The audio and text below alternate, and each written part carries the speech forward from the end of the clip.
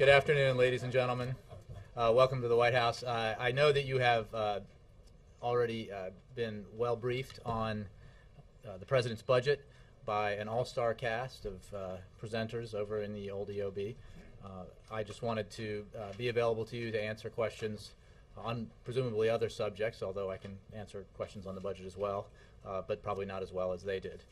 With that, I will go straight to the Associated Press. Thanks, Jay. Two topics. The House leadership today proposed extending the payroll tax cut without insisting on pay-fors. Is the President willing to decouple the payroll tax cut from unemployment insurance in order to get that portion of his budget priority passed?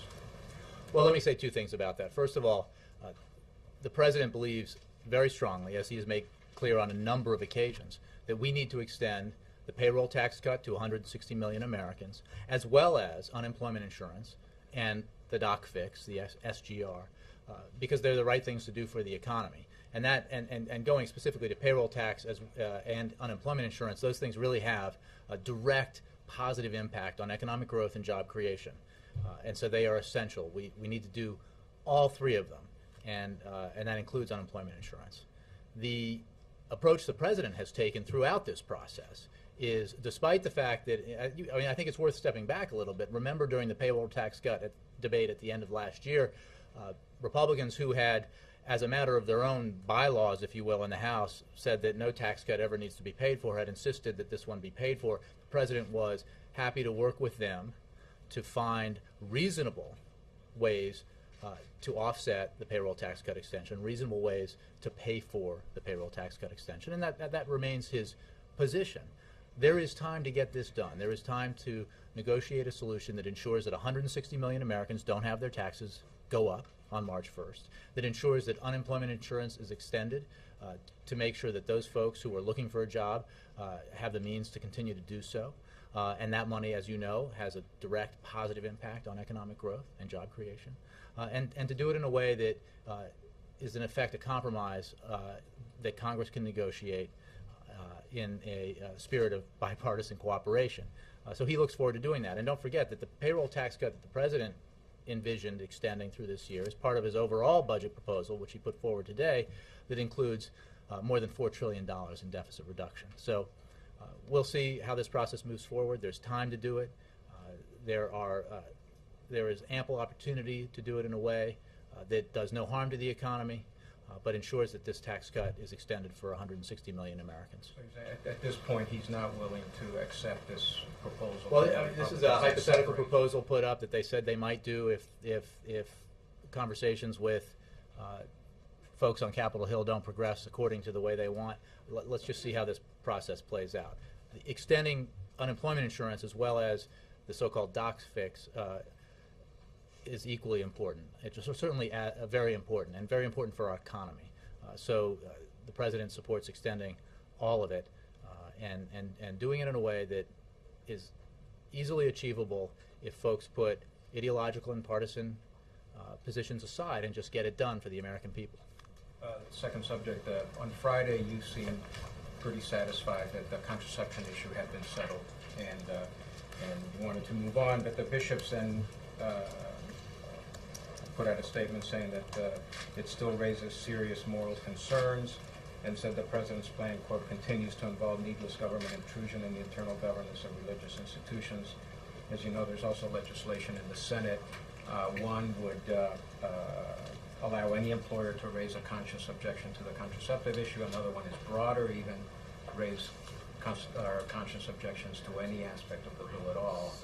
Is this issue settled? Are you going to be able to move forward, or the bishops have control of the pulpit, so to speak, and they have been talking against it? Well, there are a couple of parts of that question. Let me get to the first part with regard to the bishops. We feel very confident that the policy the President announced on Friday ensures both that women will get access to important preventive services like contraception, and they will be able to do so while preserving the religious liberty of the institutions they work for. Nonprofit religious organizations won't have to pay for it, and they will not have to refer their employees for contraceptive services. Churches and houses of worship, as you know already, were exempt and are exempt in this policy.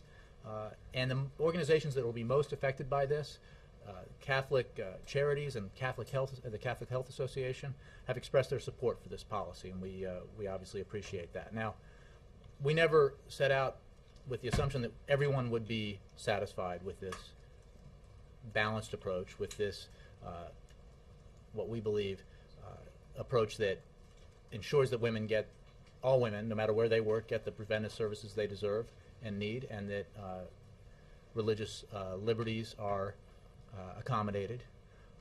And I would simply note, with regard to the bishops, that they never supported healthcare reform to begin with, so of which this is an important element. So then I would like to address the legislation you mentioned, and whether it's Senator Rubio or Blunt, the issue here is giving employers the right to deny women access to preventive services, including contraception, free of charge. So essentially, this bill, or these bills, would give any employer the right to deny the women who work for them contraceptive coverage. That's dangerous, and it is wrong, and we oppose that.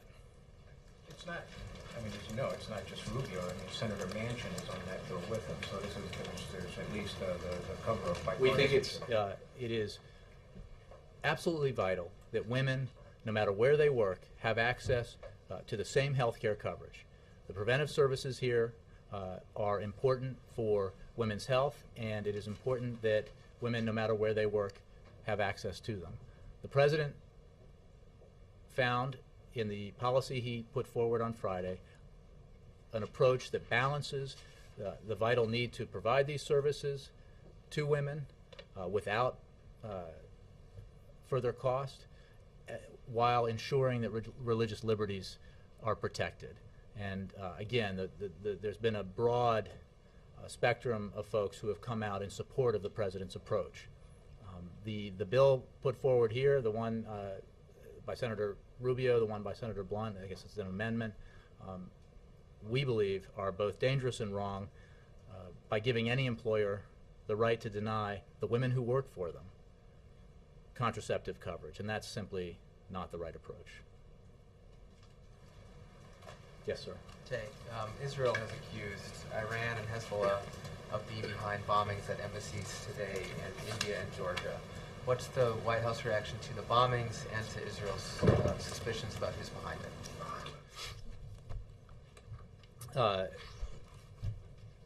As you know already, we condemn in very strong terms the attempted attacks against Israeli targets in New Delhi and Tbilisi today.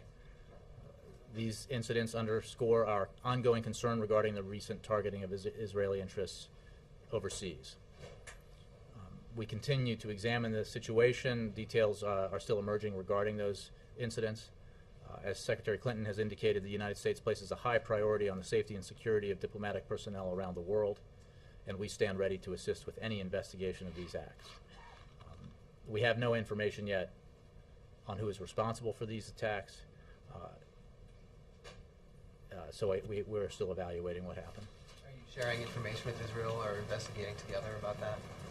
Well, you can be sure, as we've said in the past, that generally speaking, we have extremely broad cooperation with Israeli intelligence and the Israeli military, and you can assume that those kinds of discussions are taking place.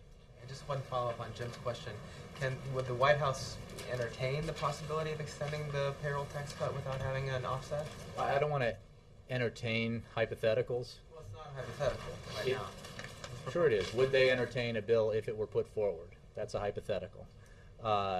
As I noted at the beginning of my answer, we found it ironic late last year when House Republicans who had made it a cornerstone of their philosophy in dealing with tax cuts that they should not be paid for, that they were, in the case of a payroll tax cut for 160 million working Americans, insisting that it be paid for.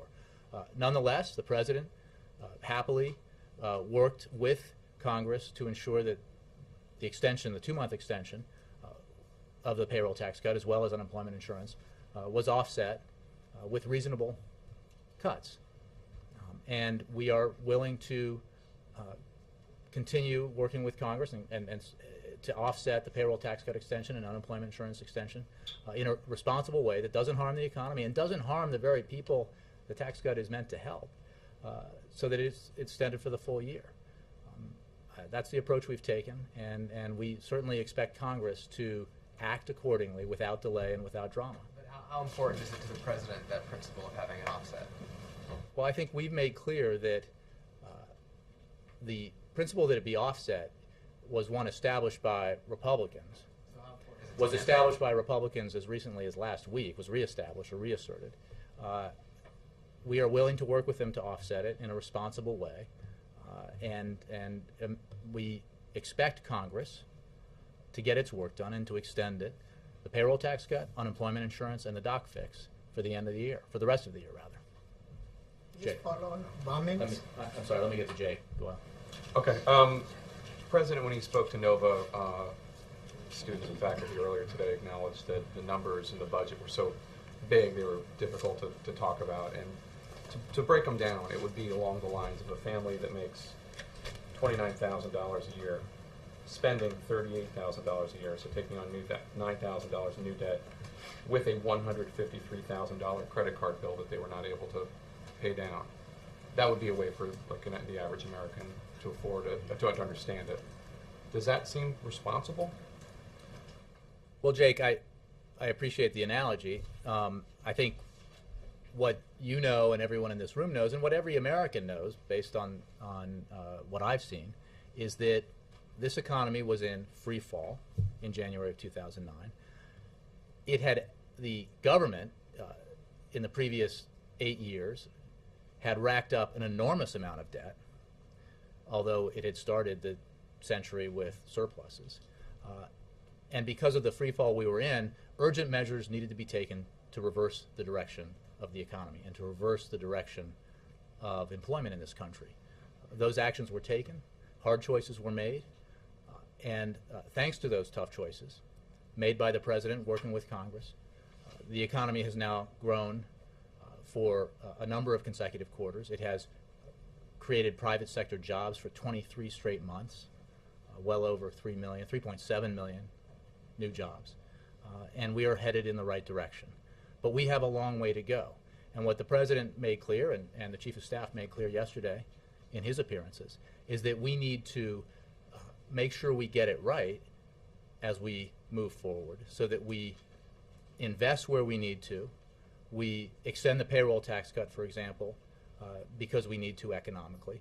And then for the medium and long term, we do the things that we need to do to ensure that we reduce our deficit and debt so that we can get our fiscal house in order. And that's what the president's budget does. It, as you know from the debate we had last fall, his vision, again encapsulated in this budget document, reduces the deficit, cuts spending by $4 trillion over 10 years in a balanced way. That includes the $1 trillion in discretionary cuts agreed to in the Budget Control Act. It includes revenues as well as reductions in entitlement spending, as well as reductions in defense spending. And that's the approach that the American people expect us to take. But he's willing, theoretically, if he had a partner, a Republican partner in Congress, who was willing to take on some of the sacred things in his party. Mm-hmm. The president is willing to go farther than this budget document. This is a budget document according to what he's willing to do on his own. It's not as far as he would go, right?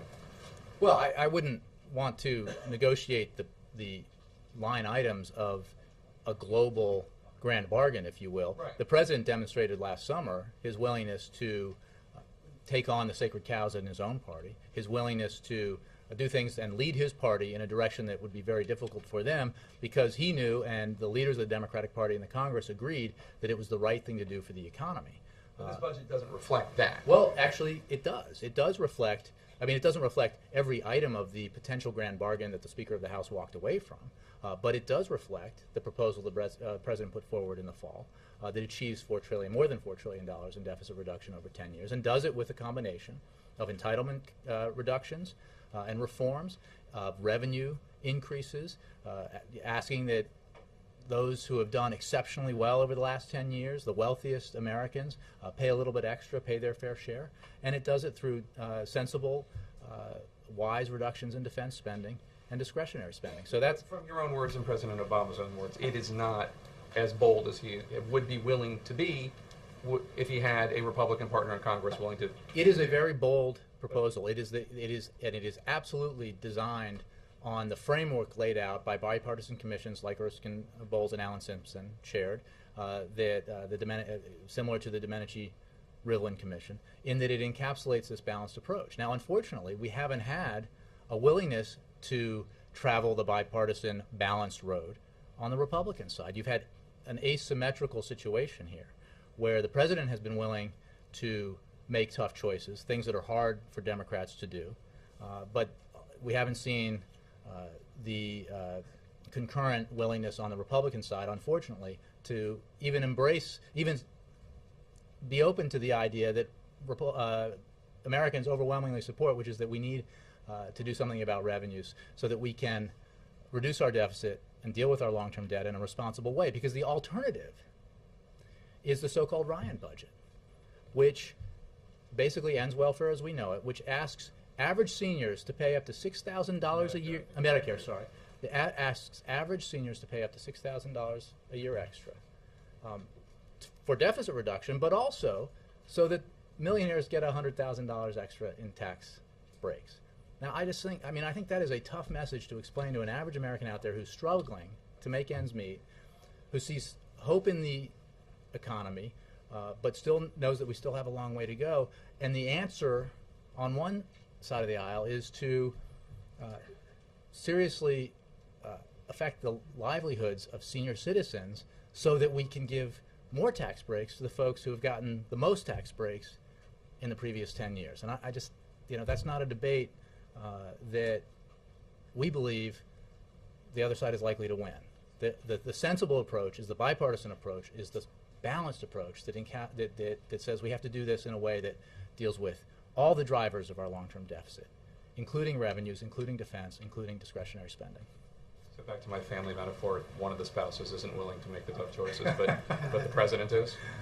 Look, I think the president has demonstrated, he took a lot of heat this summer from his party and advocates on the Democratic side of the political spectrum because of his willingness to make some tough choices. And he remains willing to do that. And he would welcome a willingness by Republicans to approach deficit reduction in a balanced way. There's a lot of talk about Simpson-Bowles, a commission that only exists because the president created it, and the outlines of which drove the president's own broad deficit and debt reduction plan. What people forget about Simpson-Bowles is that it asks for twice as many revenues as the president's own proposal. People forget that it asks for substantially more deficit cuts than the president believes are responsible.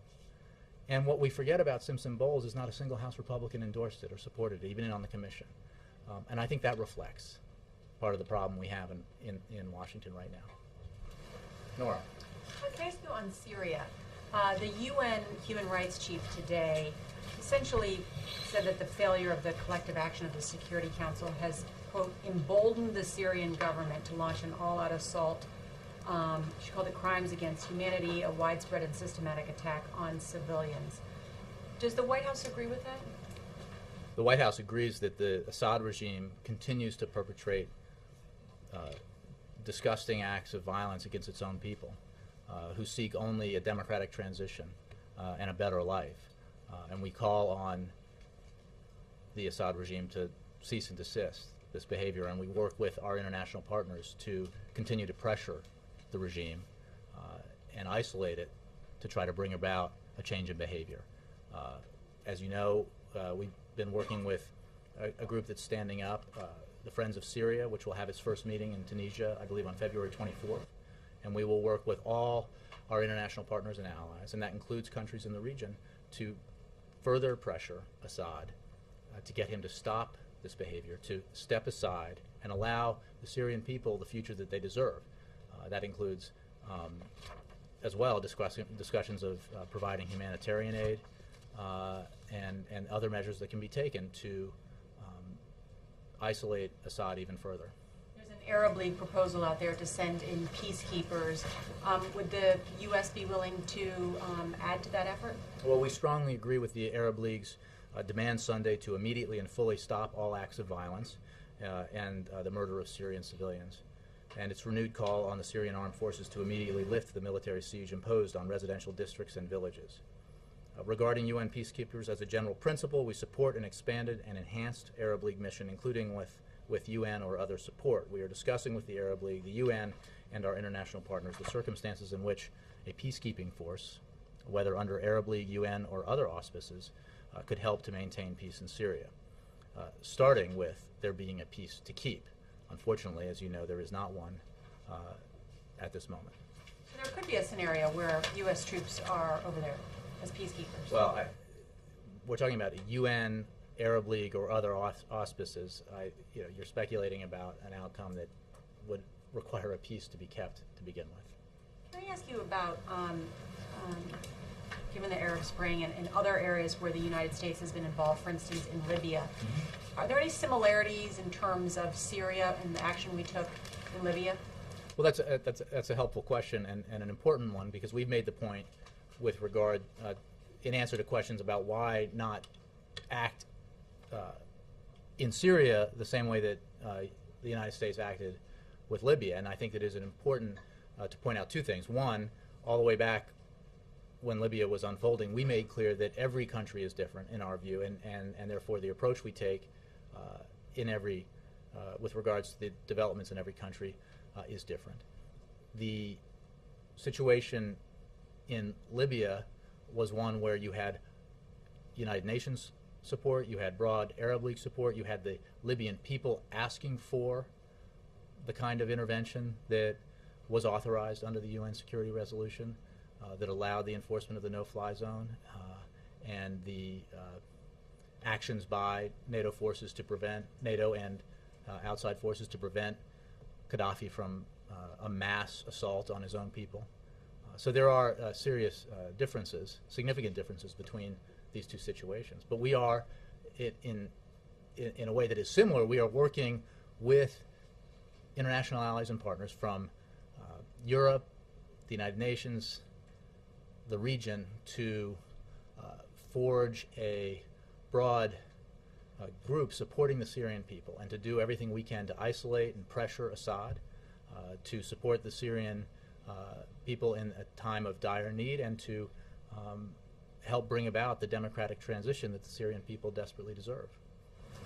Yeah. Jay, back on the budget, how can the president and Jack Lew yesterday, when he was on the Sunday show, say this is not a time for austerity, we can't choke off the recovery, when, if you go back to last summer, the economy arguably was in worse shape, unemployment was certainly higher than it is today, and the president, during the debt ceiling debate, was saying it's a moral imperative to tackle the debt.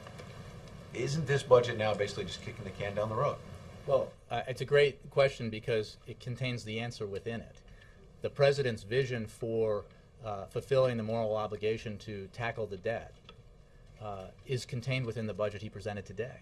He certainly did not mean last summer that we should contract spending in a way that threw the very fragile recovery at that point into reverse and caused further job loss and inflicted further economic pain on the American people. He has always taken the approach, as we have emerged from the greatest recession since the Great Depression, that we need to take steps to strengthen the economy, create economic growth, have the economy create more jobs in the near term to give it the strength that it needs so that the recovery will become an engine on its own. And that we then, but even now, as we're passing measures that do that, like the payroll tax cut, for example, or unemployment insurance extension, or the other aspects of the American Jobs Act, which unfortunately Republicans have blocked, but would put people back to work and cause even greater economic growth. We do those things. and we do them responsibly and pay for them. But we do those things even as we lock in the kind of medium and long-term savings that would reduce the deficit by $4 trillion over 10 years. I acknowledge that unemployment is down, but when you say lock in those savings, the Peter G. Peterson Foundation, which is nonpartisan, came out and flatly said that when you look at your own budget, quote, even under optimistic assumptions, the president's own numbers show debt rising rapidly after 2022 and reaching levels that would put the economy at risk. So the first part of your answer seems to be working in terms of the economy coming back, but the second part, how are you locking in savings when nonpartisan groups We are are saying locking in you're savings not, over you're 10 not. years, $4 trillion. It doesn't mean that every problem is In solved. the bucket when it's going to be $25 trillion in debt in Well, 20. I'm sorry. Has someone else offered a $25 trillion debt reduction plan? Because I think I'd be interested to see it. But the fact is, the president has put forward a deficit and debt reduction plan that would save more than $4 trillion over 10 years. That is significant savings, and it builds on some of the decisions that have been made working with Congress last summer through the debt ceiling negotiations that led to the passage of the Budget Control Act that locked in $1 trillion in discretionary cuts, that locked in an additional $1.2 trillion in cuts through the so-called sequester, which is designed to force Congress to act in a responsible and balanced way for further deficit and debt reduction. And then in his budget, he has further savings that account for the total $4 trillion, or greater than $4 trillion. That's the right approach. It doesn't mean we've solved every problem for the country going forward. Certainly that wouldn't be the case. But it does it in a responsible way, and it does it in a way that proves, as other bipartisan commissions have shown, that you do not have to decimate Medicare, end it as we know it, in order to balance, to deal with our deficit and debt, to bring it under control, to achieve the so-called primary balance that the president's budget does. You just need to make responsible choices. You need to ask something of the wealthiest Americans who, at a time when the middle class was getting hammered, was enjoying the greatest accumulation of wealth in the previous decade before the president took office. And all we're asking is that everyone pay their fair share so that everyone gets a fair shot. And the president thinks that's entirely responsible. It happens to be a view shared by a broad majority of the American people. Last thing, despite all those good things you say, the Republicans immediately say every year in the Obama administration they basically said dead on arrival with the budget, right? The Ryan budget, they put a plan on the table, you say it hurts senior citizens. Is there a better way to do this so that that $25 trillion debt that's coming a decade or so from now can actually be cut? Is there something to the process? Introduce this, they shoot it down, is there a way to make this process better?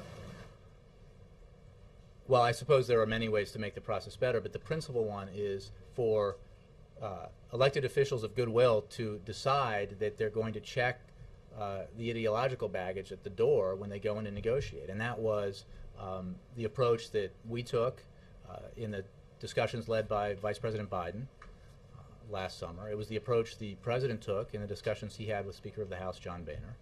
And it's the approach that we would take tomorrow if there were a willingness to acknowledge that there is a way to do this that's fair and balanced, that there is a way to do this that doesn't require the burden of dealing with our deficit and long-term debt to be borne by senior citizens and the most vulnerable in our community.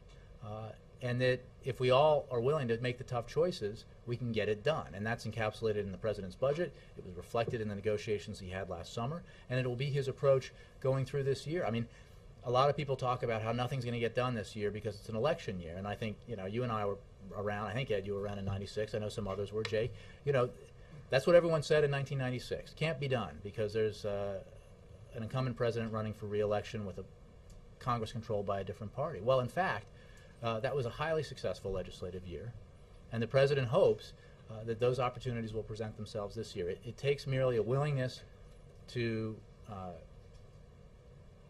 compromise, a willingness to not adhere to ideological standards that say, no way, no how are we ever going to ask the wealthiest Americans to pay just a little bit more so that we don't have to shift all the burden onto senior citizens. Let me move around. Yes, a little foreign policy, and then Brianna. Thank you. Back on Syria, is there, probably wouldn't talk about this if you knew, because it involves intelligence issues, but is there a reason does the White House think for the U.S. applying intelligence assets or sharing those with the opposition in Syria? Has it been discussed with partners and allies to this point? I think you're right that it's not the kind of thing I'd be able to speak to here. We're obviously working with a broad array of allies and partners who are friends of Syria and who have as their goal in this effort a democratic transition in Syria that follows the cessation of the abhorrent violence that the Assad regime has been perpetrating on its own people. How we get there, obviously, there's a number of aspects to that that mostly involve coordinating with our international partners and further pressuring and isolating Assad. Yes, JC. How concerned is this administration that the counterinsurgencies, those who are fighting against Mr. Assad's regime, in fact could have the earmarks, could have the markings of an embedded al-Qaeda? Well, I think as these kinds of questions were asked during the period of the situation in Libya, we don't know everything about what the so-called opposition is. Remember that the situation in Syria is one where peaceful protests were fired upon, and that when that the violence is pretty one-sided here. If you're referring to the comments about AQI and others, I mean, you know, we find it worth noting that overall the Arab Spring and what it represents and the way that it demonstrates the desire for greater freedom and prosperity and for democracy in the region by the people of the region is an absolute repudiation of the ideology of al-Qaeda. And it proves even, proves pretty decisively that the approach of terrorism and violence perpetrated on innocent civilians has been rejected all around the world, including in the very region where this Arab Spring is taking place. Would there be a question that this may not be so simple, not so cut and dried in terms of... Well, I don't have an analysis for you. I mean, I think that we obviously carefully evaluate movements, groups, individuals in the region in all these areas as this process and this tumultuous process continues. But I don't have anything specific with regard to Syria in your question. Yes, sir. Brianna first. Sorry. Jay, in 2009, President Obama said, "I am pledging to cut the deficit we inherited by half by the end of my first term in office." Was it a mistake for him to make that promise? It was a promise based on what we knew about the economy at the time, as has been well established in this briefing and in many other places. The economy turns out to have been far worse and in far greater distress when the president was running for office and then took office than we knew at the time. Even as recently as, 6 or 8 months ago, we thought that the economy shrank by something like 4 or 5% in the fourth quarter of 2008. We now know it shrank by 9%. The catastrophe was far worse than we knew. And yet, in spite of that fact, the president's budget that he put forward today achieves that goal of cutting in half the deficit in 5 years instead of 4, which demonstrates his commitment to responsibly reducing our deficit and getting our fiscal house in order. And then his budget calls for carried interest to be taxed as ordinary income, something obviously Mitt Romney benefits from very much, that tax provision. Is this also a political swipe at him? Well, not at all, because we have held this position with regards to carried interest for quite some time. We simply believe that, with respect specifically to carried interest, that money earned as a result of work performed should be taxed in the same way whether you're a hedge fund manager or a shift worker as income. And that's the principle behind the approach we've taken to carried interest. It again goes to the broader principle embodied in the Buffett rule, which is that millionaires and billionaires shouldn't be paying a lower effective tax rate on their income than average folks, in this case, Mr. Buffett's secretary. So that's the approach to carried interest. It doesn't have It's not aimed at an individual. It's just a matter of basic fairness. But shouldn't we expect to be hearing the president ultimately here in the coming months talk about Mitt Romney and carried interest in the same breath, assuming? I don't. Again, this is not about. I mean, I can refer you to the campaign for if they want to preview campaign lines. But I know, because I've heard him talk about it. This isn't about raising revenues for the sake of raising revenues. It's about having a balanced and fair approach to ensure that as we get our deficit and debt under control, we are investing in the things that will help our economy grow in the long term. And that includes education, as the president pointed out today at Northern Virginia Community College. It includes innovation, making sure that we're investing in clean energy technologies so that we can enhance our energy independence in the 21st century. I mean, it's about building a foundation for competing and winning economically in the 21st century. And we need to make sure that we invest in those key areas or we will fall behind. And that's unacceptable to this president. He insists that America remain the great economy that it is because of the best workforce in the country, and he insists that we have the best infrastructure and the best innovative technologies going forward because that's how we're going to win in the 21st century.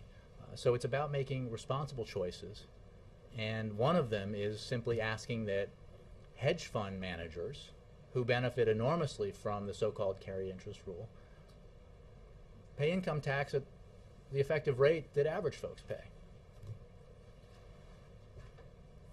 Yes, Kate. So does the president plan to keep talking about the contraception policy, or does he want to move on? Just following up on Jim's question. And then also, is the Blunt and Rubio legislation something the administration is really worried about succeeding? Well, I can't predict its future. We know that it's wrong. We know that saying that any woman can be denied access to these preventive services by her employer is absolutely the wrong approach. The president feels that the policy he announced on Friday achieves the appropriate balance between the need to extend these services to all women no matter where they work, to ensure that they have access without cost to important preventive services like contraception, and doing it while protecting religious liberties and being sensitive to the concerns that were raised by religious institutions. And again, I pointed to the statements by Catholic Charities and the Catholic Health Association as evidence, we believe, of the fact that this balance has been achieved. So we can expect to hear more from him, though, going forward as the bishop keeps talking about. I think the president, throughout this process, has been interested in finding the right policy, the right to ensuring that women have access to preventive services free of charge, and to doing so in a way that's sensitive to religious beliefs. As you heard him stand at this podium on Friday, talk from the heart about why he believes that is important. And he believes both goals are very important, and they are not mutually exclusive. And that's why he instructed his administration to find a solution to this, and was pleased that they did. Yes, sir. Two questions on China's Vice President Xi Jinping's visit to the U.S. First is, I know tomorrow it will be the very first time for the President and the Vice President to meet each other. And so what's the President's impression on him so far? And also, what's the expectation of the President? And also Of the President? Yeah, the President on China's Vice President. And also the second question, ahead of his visit, Mr. Xi gave a written interview to the Washington Post, and he said, at the time when people long for peace, stability, and development, to deliberately give prominence to military security agenda, scale up military deployment, and strengthen military alliances is not really what most countries in the region hope to see. So what's the reaction from the White House to his written interview? Well, I don't have a specific reaction to that. I would simply say that, as you heard the President describe quite fully during his recent trip to Asia, we, the United States of America, are a Pacific power. We are an economic power as well as a power with important security relationships in the region. And the President feels very strongly that in the previous decade, prior to his taking office, in the previous 8 years, that the region was somewhat neglected by the United States because of its preoccupation and focus on the Middle East, in particular on Iraq.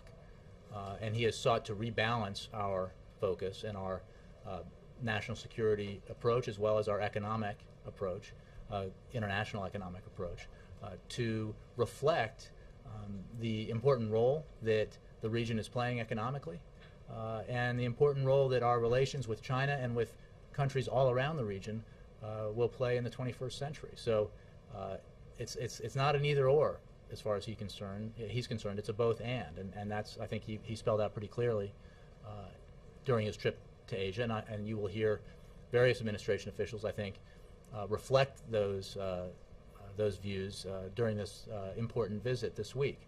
I don't have any description for you of the President's views. I know he looks forward to meeting Vice President Xi, and that he's certainly glad that Vice President Biden is hosting this visit, and thinks it's very important because we have so many important matters between our two countries. Thanks, Jay. Last one, maybe Mark. Yeah, Jay, just briefly back to the bombings. Prime Minister Netanyahu would just flat out blamed Iran. He said they're behind these two things. Is he jumping the gun? Is he getting ahead of himself? Well, again, I don't have an assessment to give you of what the Israeli government is saying. I simply can tell you that we have not made a judgment yet because details are still emerging regarding what happened in both New Delhi and Tbilisi. And we have no information yet to share with you about who was behind those attacks. But we're obviously working and discussing with the Israelis and others to ascertain exactly that. Yes. Do you know whether the President has ever met Whitney Houston, and is he a fan of her music? Thank you for laughing at me. No, that's exactly what I was going to ask. Sorry, go ahead. I actually don't know if he's ever met, if he did ever meet Whitney Houston. And as for his I mean, I think it'd be hard not to be an admirer of her immense talent. And I know that, I haven't spoken with him about it, but I know that his thoughts and prayers are with her family, especially her daughter. And it's a tragedy to lose somebody so talented at such a young age. And but I don't have anything more on that for you. Thank you all.